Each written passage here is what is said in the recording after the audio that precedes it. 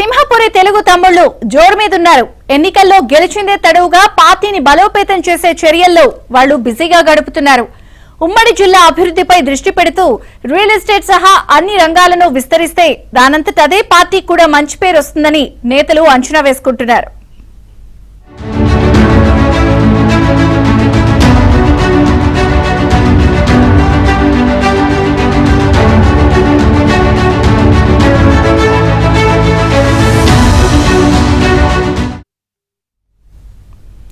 TDP సభ్యత్వాల నమోదులో Nellore జిల్లా మంత్రులు Anam Ramanarayana Reddy, Ponguru Narayana record సృష్టించారు. గత ఎన్నికలకి ముందు వైసీపీ కంచుకోటగా ఉన్న ఉమ్మడి నెల్లూరు జిల్లా ఇప్పుడు పూర్తిగా టీడీపీ ఇలాకాగా మారిపోతోంది. మంత్రులు, ఎమ్మెల్యేలు, నేతలు ఐకమత్యంగా పనిచేస్తూ జిల్లా అభివృద్ధితో పాటు పార్టీని పరుగులు పెట్టిస్తున్నారు. సరికొత్త రాజకీయాలతో పార్టీ సభ్యత్వ నమోదులో ఏపీలోనే నెల్లూరు సిటీ, ఆత్మకూరు నియోజకవర్గాలను మొదటి 2 స్థానాల్లో నిలిపారు. సింహపురిలో టీడీపీ జైత్రయాత్రపై ఏబిఎన్ స్పాట్లైట్.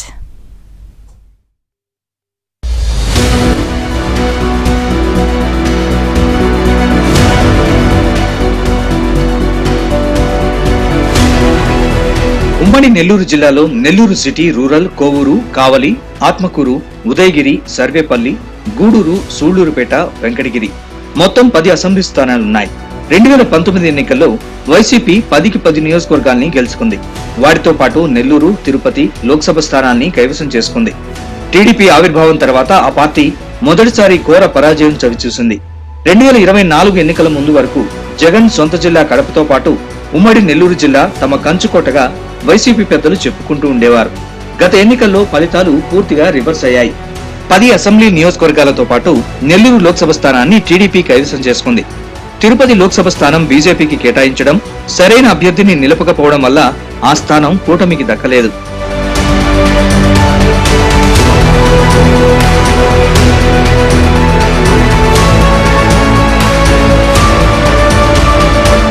గత ఎన్నికల్లో వైసీపీ కంచుకోటని బద్దలు కొట్టి తమ పరం చేసుకున్న టీడీపీ ముఖ్య నేతలు అధికారంలోకి వచ్చాక కూడా అదే పంథాన్ని కొనసాగిస్తున్నారు.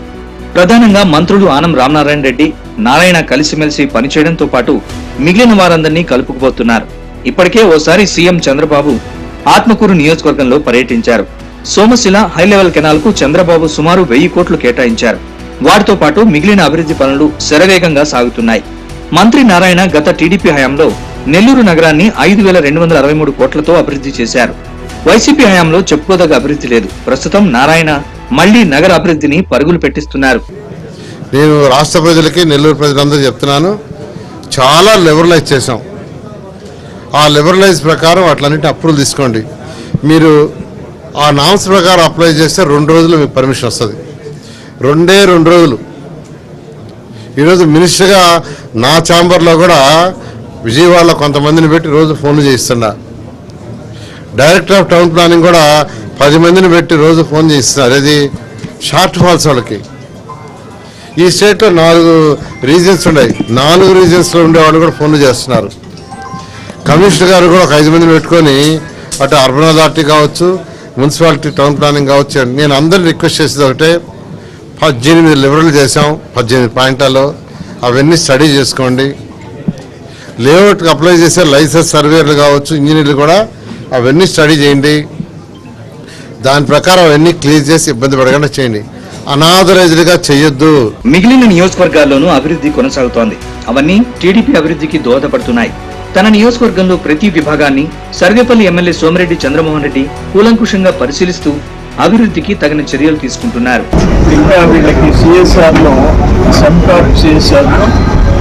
ఆర్థోపెడిక్ సంబంధించి ఎమర్జెన్సీ ఒక room, ventilators, ECG machine, generator ఒకటి, ఆర్ఓ ప్లాంట్ ఒకటి, కంప్యూటర్లు 5, ఇన్వర్టర్స్, వాషింగ్ మిషన్, ఏసీ, ఇవన్నిటి కలిసి